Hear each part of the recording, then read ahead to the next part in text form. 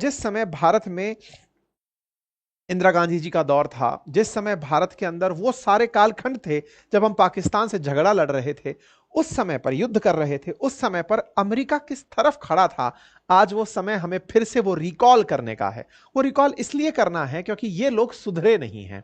सुधरे नहीं हैं से मतलब है कि ये लोग आज भी वैसे ही हैं जैसे पहले हुआ करते थे। एनीवे, आसिम मुनीर का इस समय वहां जाना किस तरह खास है, इसकी अब चर्चा कर लेते हैं। असल में क्या है कि दुनिया को अमेरिका बांट कर चलता है। अमेरिका बांट कर चलता है से मतलब है कि उसने पूरी दुनिया को अपना कॉलोनी माना हुआ है, नियो कॉलोनी, नव उपनिवेश, जिसके तहत ये खुद ऊपर से सुपरफिशियली सबको मैनेज करते हैं। वहां की कंपनियों को, वहां के नेताओं को, वहां के सेना अध्यक्षों को अपने तरीके से टुकड़े डालते हैं और मैनेज करते हैं। ऐसे में होता क्या है कि ये सेना के तरीकों को कमांड के आधार पर ट्रीट करते हैं। Pakistan, gulf countries, Iran, Afghanistan, इन सबको एक सेंट्रल कमांड नाम की जगह पर बांटकर रखा जाता है। तो असल मायने में पाकिस्तान जिस सेंट्रल कमांड में अमेरिका के अधीन आता है, यानी अमेरिका ने दुनिया के देशों को जिन कमांड में बांटा हुआ है, उसमें से एक कमांड सेंट्रल कमांड, और सेंट्रल कमांड में 20 देश आते हैं। अकॉर्डिंग टू अमेरिका, उनका जो अमेरिका सेना का जो सेंट्रल कमांड है वो 20 देशों को मैनेज करता है। ठीक है, उस सेंट्रल कमांड की तरफ से आसिम मुनीर को इनवाइट किया गया है, यह कहा जा सकता है। ऐसा क्यों? इसके पीछे का बड़ा कारण तो यह है कि जहां आसिम मुनीर अमेरिका के इतने ज्यादा हमदर्द सिद्ध हुए, वहीं दूसरी तरफ सेंटकॉम के जो कुरिल्ला नाम के जो अध्यक्ष थे या जनरल थे, उन्होंने भी आसिम मुनीर की काफी प्रशंसा की थी जब ईरान इजराइल कन्फ्लिक्ट चला था। उस कन्फ्लिक्ट के दौरान कुरिल्ला ने यह कहा था कि ईरान के खिलाफ पाकिस्तान हो सकता था, लेकिन पाकिस्तान अमेरिका के कहने पर काम आया। पाकिस्तान ने अपनी वफादारी अमेरिका को दिखाई। इसका मतलब क्या था? जब ईरान पर गोले पड़ रहे थे इजराइल की तरफ से, तब पाकिस्तान निकलकर आया था कहने के लिए कि सबको ईरान के साथ हो जाना चाहिए।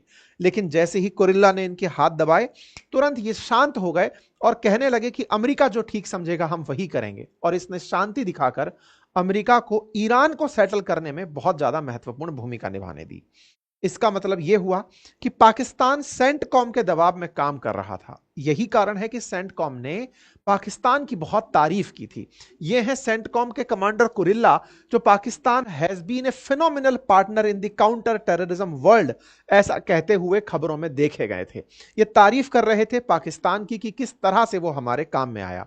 और तो और पाकिस्तान में जो सेंटकॉम के अध्यक्ष जो अभी रिटायर होने वाले हैं, माइकल कुरिल्ला, इनके स्वागत में बिल्कुल सैन्य सम्मान के साथ उन्हें प्रेस्टिजियस निशान इम्तियाज से भी नवाजा गया था। यानी पाकिस्तान अमेरिकी सेना से अपने आप को अधीन मानते हुए कि आप लोग ऊपर हैं, हम आपके अधीन हैं, हमारा देश आपकी सरपरस्ती में जी रहा है, इस तरह से अमेरिका को अपनी तरफ से नजराने देता रहता है। ऐसे देखिए, अमेरिका ने दुनिया को ऐसे कमांड में बांटा हुआ है। ये जो पाकिस्तान वाला एरिया है ना, इसको सेंट्रल कमांड कहा जाता है। इसके अलावा जो इंडिया वाला क्षेत्र है, इसे इंडो पैसिफिक कमांड कहा जाता है। यहां पर पूरी तरह से एक कमांडर है, ऑस्ट्रेलिया, चीन, इन सब पर नजर रखने के लिए। ऐसे इन क्षेत्रों पर जो सबसे ज्यादा हॉस्टाइल माने जाते हैं, जहां पर अफगानिस्तान है, ईरान है, गल्फ कंट्रीज हैं, पाकिस्तान है, इन क्षेत्रों के लिए यूएस सेंट्रल कमांड है। ठीक है, इस यूएस सेंट्रल कमांड के जो कुरिल्ला हैं, वो रिटायर होने वाले हैं। ये वही कुरिल्ला हैं जिनको यहां पर कभी निशान इम्तियाज मिला था। इनका रिटायरमेंट है और उस रिटायरमेंट कार्यक्रम में आसिम मुनीर को इनवाइट किया गया है। 20 देश यहां पर सेंटकॉम में आते हैं। उन सेंटकॉम के अध्यक्ष माइकल कुरिल्ला रिटायर हो रहे हैं। उस कार्यक्रम के उसके फेयरवेल कार्यक्रम के अंदर आर्मी चीफ आसिम मुनीर जा रहे हैं। यह खबर बड़ी खबर बनती है। तो एक तरीके से 2-3 बातें एक ही संदेश में हैं। पहला, पाकिस्तान को उसकी वफादारी के इनाम स्वरूप अमेरिका में सम्मान मिल रहा है। कौन सी वफादारी? जो पाकिस्तान ने ईरान के खिलाफ दिखाई थी अमेरिका के प्रति, नंबर 1। नंबर दूसरा, भारत पाकिस्तान के मसले पर पाकिस्तान को ज्यादा एज देकर अमेरिका फिर यह दिखाने का प्रयास कर रहा है कि देखो, हम तुम्हारे साथ रहना प्रेफर किए, भारत के साथ हमें कोई फायदा नहीं था। नंबर 2। नंबर तीसरा, आसिम मुनीर जो कि पाकिस्तान की रियल सत्ता संभाल रहे हैं, उन्हें कहीं ना कहीं चाइना से खींच कर लाने का प्रयास है, क्योंकि पिछले ही महीने ये चाइना जाकर डांट खाकर आए थे। वांग वी ने इन्हें डांटा था, जो सुर्खी बनी थी कि तुम्हारी प्रेजेंस में चीनी इतनी नागरिक पाकिस्तान में मर रहे हैं, तुम क्या कर रहे हो। तो एक तरह से आसिम मुनीर को सब तरह से अपने पास बुला करके हड़काने का प्रयास इस समय अपने साथ में साथ ले जाने का जो प्रयास है वो अमेरिका कर रहा है, ताकि आसिम मुनीर को अगेंस्ट ईरान, अगेंस्ट चाइना और अगेंस्ट रूस भी यूज किया जा सके। भारत तो वैसे ही सध रहा है, क्योंकि हम दोनों के बीच तो दुश्मनी है। ठीक है साहब, तो इस तरह से इनको बुलाया जा रहा है। लेकिन जब यह घटना होती हुई हम देखते हैं तो एक बड़ा प्रश्न आता है कि भारत आसिम मुनीर के मामले से परेशान नहीं है। वो तो हमारे साथ में दुश्मनी लंबे समय से निभा रहे हैं, भारत पाकिस्तान का आज का मामला नहीं है। परेशान इस बात से है कि अमेरिका ओसामा बिन लादेन की मौत के बाद से अब तक भारत के साथ खड़ा दिखा था अंतरराष्ट्रीय मंचों पर। अमेरिका ने दुनिया को यह दिखाने का प्रयास किया था कि पाकिस्तान ने हमारी पीठ में छुरा घोंपा है। कैसे? अफगानिस्तान में अस्थिरता रही हो, पाकिस्तान के कारण आई थी। पाकिस्तान के अंदर ओसामा बिन लादेन मारा गया था, अमेरिका का कहना था कि देखिए यह आतंकियों को पनाह देता हुआ देखा गया था। इसलिए अमेरिका ने अपना जो शिफ्ट था वो पूरी तरह भारत के साथ कर दिया था। लेकिन ट्रंप के आने के बाद विदेश नीतियों में अमेरिका ने जो परिवर्तन दिखाया है वो डाइजेशन से परे जा रहा है। परिवर्तन क्या दिखाया है? परिवर्तन आपके सामने है। अमेरिका में डोनाल्ड ट्रंप हैं और ट्रंप इस समय पर केवल अपने झूठ को सही करने के लिए कि मैंने कहा था यह है तो वो वही है, बस उसको सही करने के लिए कुछ भी दांव पे चले जा रहे हैं। इसी क्रम में भारत को आसिम मुनीर की यात्रा से ज्यादा पाकिस्तान के साथ अमेरिका के पुराने प्यार की याद आ रही है, और इसी प्यार को अखबारों ने लिखना भी शुरू किया है कि भारतीयों के मन में इनका वो पुराना इतिहास दौड़ने लगा है। अब सवाल यह आता है कि दुनिया कब कब बटी भारत पाकिस्तान को लेकर। तो देखिए, भारत पाकिस्तान का जब विभाजन हुआ तब से लेकर अब तक वेस्ट कहीं ना कहीं पाकिस्तान के साथ इंक्लाइंड रहा। ये तो भारत ने आर्थिक रूप से तरक्की करी, तब जाकर के भारत के साथ धीरे धीरे ये लोग अपने एग्रीमेंट करने के लिए उतारू हुए। वास्तविकता में भारत का आजाद होना यूके को पसंद नहीं था, क्योंकि भारत उनके लिए बहुत बड़ी कैश काउ था, उनके लिए एक बहुत बड़ा सोर्स था कच्चे माल का, उनके लिए उपनिवेश के रूप में इतना बड़ा देश था।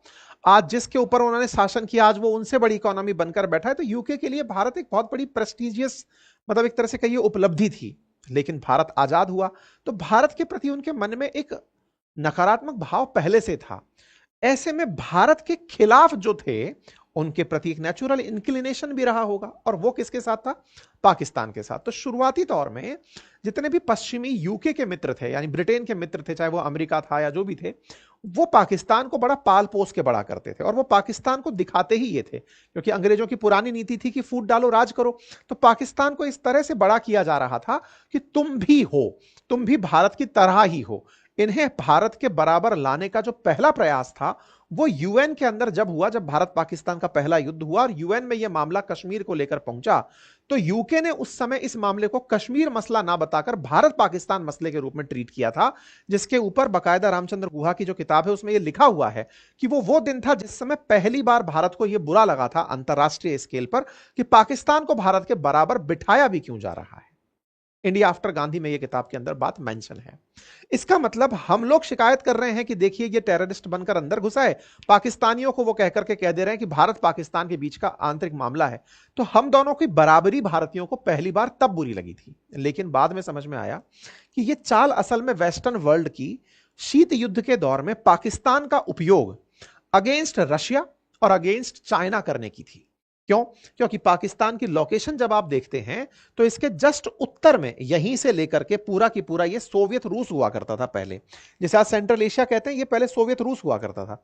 तो बोले सोवियत रूस हो या चाइना हो, इस पर कंट्रोल करने के लिए पाकिस्तान एक बहुत सही पॉइंट है जहां पर बैठ करके दोनों तरफ निगाह रखी जा सकती है। ऐसे में पाकिस्तान को इन्होंने अपने ज्यादा फायदे का समझा। यूएस ने भारत के खिलाफ पाकिस्तान का उपयोग करना शुरू किया जब जब भारत पाकिस्तान के युद्ध हुए। 1947 से आगे जब हम बढ़ना शुरू हुए तो 1962 के युद्ध में जब भारत और चीन का युद्ध हुआ, जब पाकिस्तान कोई पार्टी ही नहीं था, उस समय एक बार के लिए ऐसा लगा कि अमेरिका चाइना के खिलाफ भारत का साथ देना चाहता है। एक न्यूज भी निकल कर आई थी कि ये $500 मिलियन की हमें मदद देना चाहते थे। उस समय पे जो प्रेसिडेंट कैनेडी थे वो भारत की मदद देना चाहते थे, नहीं दे पाए, इनकी खुद की हत्या हो गई। ऐसे में ये मदद हम तक नहीं पहुंच पाई। 1971 के अंदर जब भारत पाकिस्तान युद्ध हुआ तो पाकिस्तान के साथ आकर के अमेरिका खुलेआम खड़ा हो गया और उसने भारत को यह धमकाने का भी प्रयास किया, इंदिरा जी का उस समय शासन था, कि आप पाकिस्तान के खिलाफ नहीं जाएंगे। तब रशिया, उस समय सोवियत रूस हुआ करता था, सोवियत संघ हुआ करता था, वो भारत के साथ रहा। ऐसे में अमेरिका और यूएसएसआर के बीच में भारत और पाकिस्तान बढ़ चुके थे।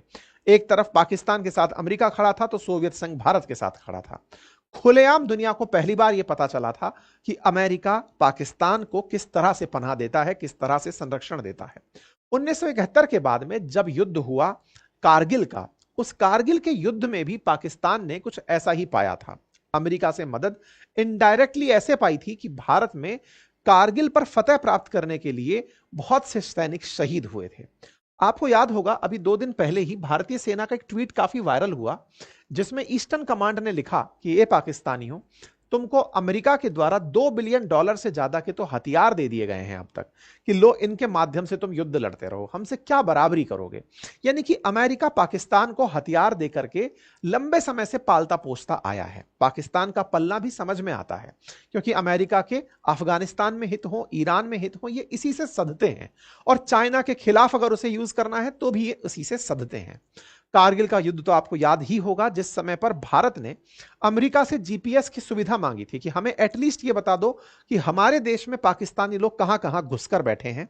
पाकिस्तान के लिए अमेरिका ने सुविधा ये कर दी कि भारत की मदद नहीं की। भारत की मदद किस मायने में, कि हमें लोकेशंस नहीं बताई कि इस जगह पर ये सब चीजें हैं। परिणाम क्या निकला? परिणाम ये निकला कि पाकिस्तान को हराने में हमें अपने कई सैनिकों की शहादत देनी पड़ी। इसी के चलते भारत में पाकिस्तान के खिलाफ और अमेरिका के खिलाफ एकजुट माहौल रहा। परमाणु परीक्षण के बाद भी अमेरिका हमारे खिलाफ सैंक्शंस लगा के खड़ा रहा। ऐसे में पाकिस्तान और अमेरिका का एक दूसरे के नजदीक होना, भारत के खिलाफ होना इतिहास में तो था, लेकिन अब फिर से यह दोहराया जा रहा है। हालांकि इस बीच में जब ट्रंप पिछले कार्यकाल में थे तो वो पाकिस्तान के ऊपर काफी गर्म थे। उन्हें अचानक याद आ गया था कि पाकिस्तान ने हमसे मदद ली और हमारे ही खिलाफ अफगानिस्तान में हमारे ही खेत को उखाड़ फेंका, क्योंकि अमेरिका अगर अफगानिस्तान में सफल नहीं हुआ, इसके पीछे का बहुत बड़ा रीजन पाकिस्तान था, क्योंकि पाकिस्तान ने तालिबान को पनाह बराबर देके रखी थी कि तुम ही एक दिन सत्ता में आओगे। इससे पाकिस्तान का हाथ स्पष्ट हुआ था। ट्रंप ने खुलेआम यह बात पब्लिकली पिछले कार्यकाल में कही थी, लेकिन इस बार चूंकि बाइडेन भारत के साथ में अपना काम बढ़ा रहे थे कि भारत को साथ लेकर चलना है, अगेंस्ट चाइना यूज करना है, यह आदमी व्यापारी बनकर आया, इसको झूठ बोलनी थी, झूठ को पकाना था, भारत के सामने रखना था, तो इसने फिर से अपने पुरानी बातों को भुला करके वापस वहीं चला गया। कहते हैं कि बंदर गुलाटी मारना नहीं छोड़ता, यह व्यक्ति फिर से पाकिस्तान के पास होता हुआ चला गया। अब इन्हें फिर से बुलाकर बिरयानी खिलाई जाएगी या नहीं, ये तो देखने का विषय होगा। लेकिन हां, ऐसे दौर में जब भारत पाकिस्तान के रिश्ते से ज्यादा भारत अमेरिका के रिश्ते चर्चा में हो, उस समय पाकिस्तान को बुला करके वापस से यह बता देना कि तुमको फेयरवेल में इनवाइट किया जा रहा है, यह कहीं ना कहीं भारत के साथ अपनी द्वेषता जताने का अमेरिकी रवैया है। बाकी आप लोग इस विषय पर क्या सोचते हैं, अपनी राय जरूर रखें, क्योंकि जिस पाकिस्तान को इसलिए बुलाया जा रहा हो कि भारत तो रूस के साथ तेल खरीद करके यूक्रेन के खिलाफ है, तुम यूक्रेन के कम से कम साथ रहो, वही पाकिस्तान अपने कुछ पाकिस्तानियों को रूस में भेजकर यूक्रेनियंस को मरवा रहा है। यह मैं नहीं, यूक्रेन के खुद जेलेंस्की ने कहा है।